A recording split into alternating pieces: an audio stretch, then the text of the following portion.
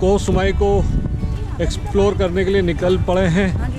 कोह सुमाई में आज हमारा दूसरा दिन है।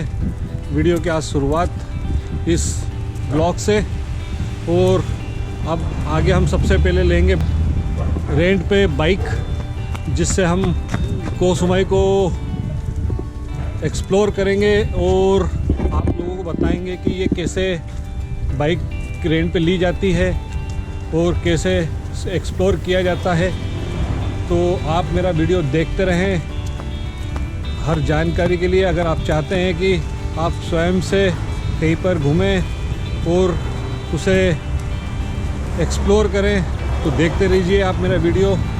इसे सब्सक्राइब कर लीजिए, लाइक करिए, शेयर करिए अपनों के साथ में।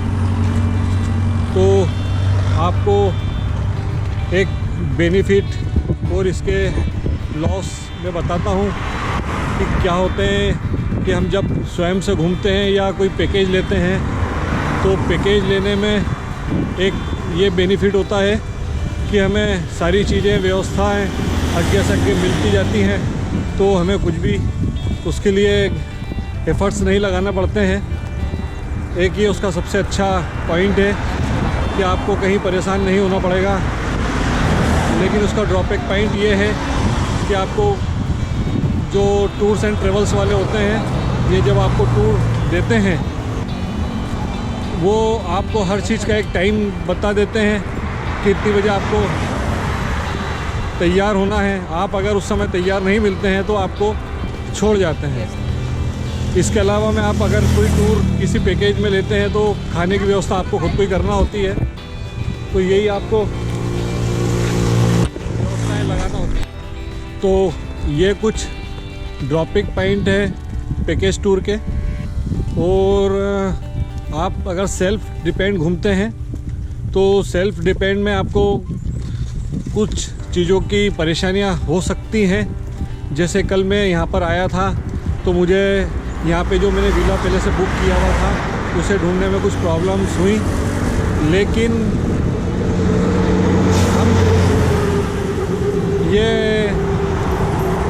खुद का सेल्फ डिपेंड घूमने से ये होता है कि एक तो हम उस जगह को काफ़ी अच्छे अपने तरीके से घूम सकते हैं, अपने तरीके से उसको समझ सकते हैं। और दूसरा ये होता है कि एक टाइम लिमिट कोई होती नहीं है। हम अपने हिसाब से जब इच्छा हो जब उठें, जब इच्छा हो घूमें, जब इच्छा हो खाएँ। तो ये इसका सबसे अच्छा पार्ट है। और अगर हम दोनों में रेट्स की बात करें कि रेट्स के क्या फ़र्क होते हैं, तो रेट्स का फ़र्क ये होता है कि आपको लगभग शायद रुपए उतने ही लग सकते हैं, मगर आप खुद से उसको घूम सकते हैं और कुछ ज़्यादा दिन एक्सपेंड कर सकते हैं। तो एक सेल्फ डिपेंड घूमने का ये फ़ायदा है।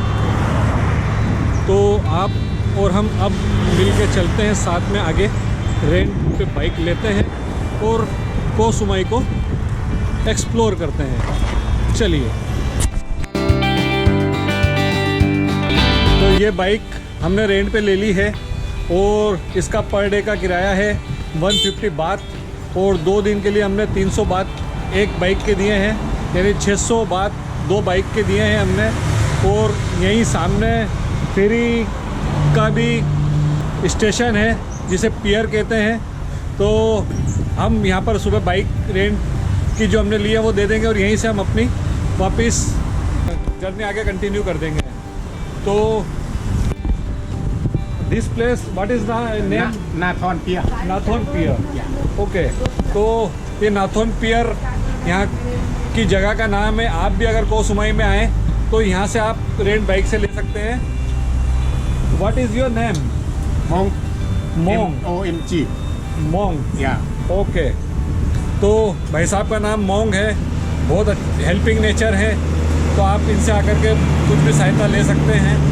तो चलते हैं आगे। फिर हम बाइक लेकर के निकल पड़े अपने नेक्स्ट डेस्टिनेशन के लिए, जिसका नाम था बिग बुद्धा। और अब चलते हैं बुद्धा पर।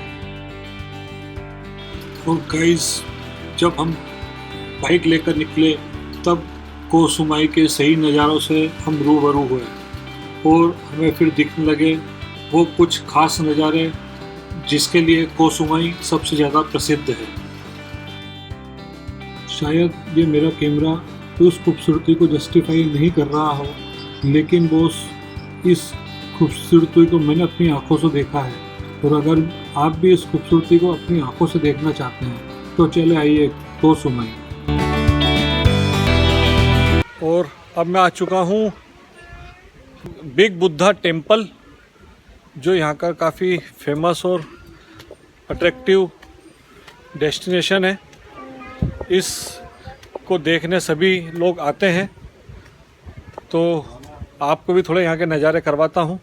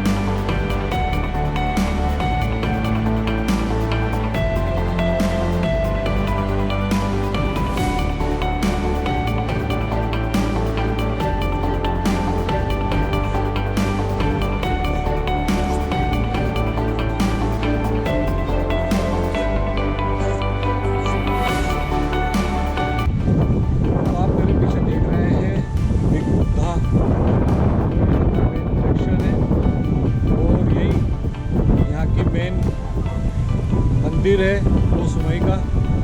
कोसुमाई में ये जो बुद्धा है इनकी हाइट तकरीबन 200 फीट है, काफ़ी बड़ी मूर्ति है और यहाँ पे काफ़ी ज़्यादा सैलानी आते हैं विजिट करने के लिए। तो एक तो हवा काफ़ी तेज़ चल रही है, हम कुछ देर यहाँ पे रुकेंगे और यहाँ से फिर आगे चलेंगे। एक और मंदिर है यहाँ पर, हम जाएंगे वहाँ पर, वो शायद कुछ हिंदू मंदिर है, वो हमें यहाँ पे भी किसी ने बताया था। तो अब चलते हैं आगे।